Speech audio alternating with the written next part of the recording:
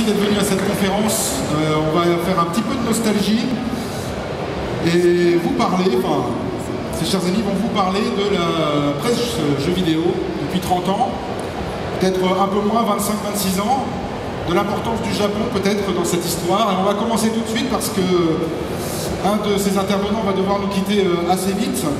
Je risque de décéder très vite à mon grand âge maintenant, j'ai tout vu.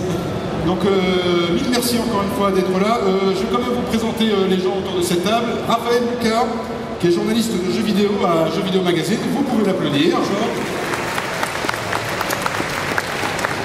À ma gauche, Florent Gorge, cofondateur de Pixel Love, que vous connaissez bien, j'espère, gérant des éditions Omake Books.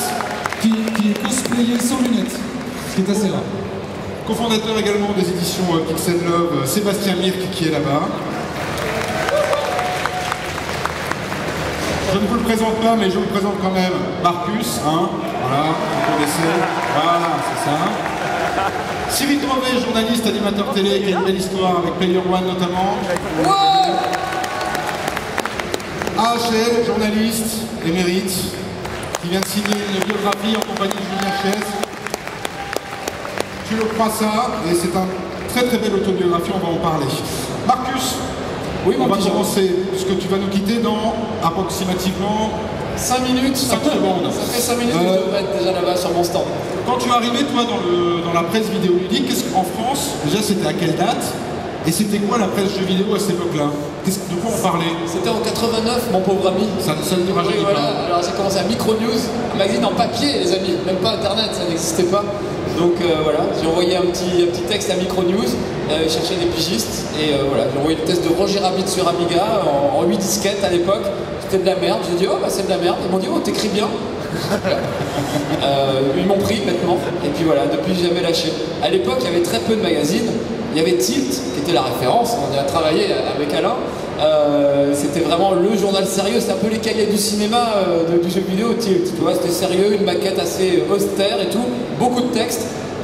Et puis à l'opposé, tu avais Logiciel, c'était un peu le canard enchaîné du jeu vidéo. C'était très drôle, très bien foutu, mais pareil, beaucoup de textes et pas beaucoup de photos. Tu avais Gen 4 aussi, il y avait Joystick à l'époque, voilà, ça déconnait un peu dans tous les sens. Et Micronews était pour moi le mélange parfait entre Tilt, Gen 4, Joystick, Logiciel et tous les autres. Parce qu'il y avait de l'humour et il y avait de l'info en même temps. Et ils n'hésitaient pas à casser les jeux quand ils étaient mauvais.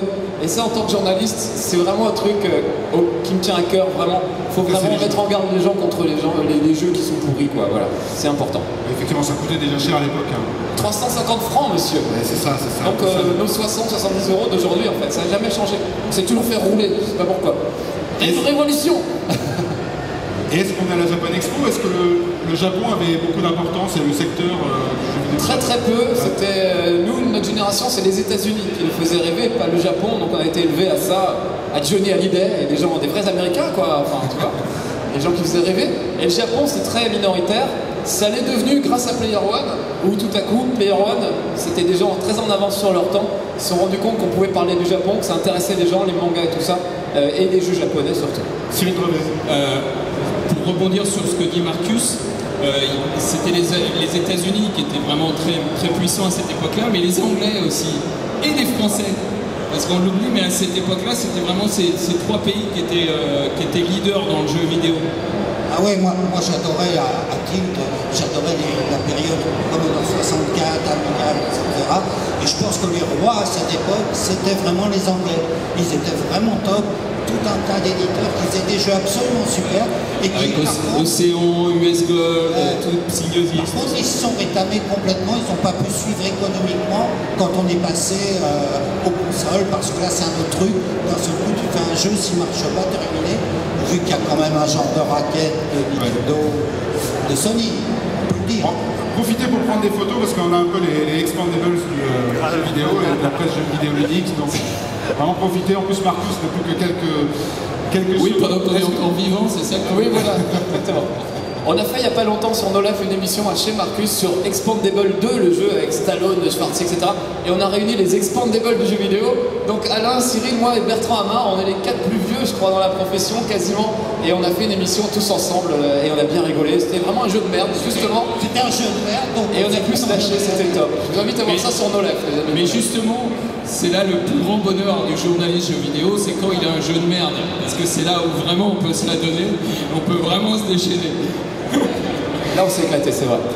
Merci Marcus, je te retiens pas, il est 5 à tes pas. J'aurais vraiment adoré rester papoter. Je suis super en retard, donc il faut que j'y retourne là-bas.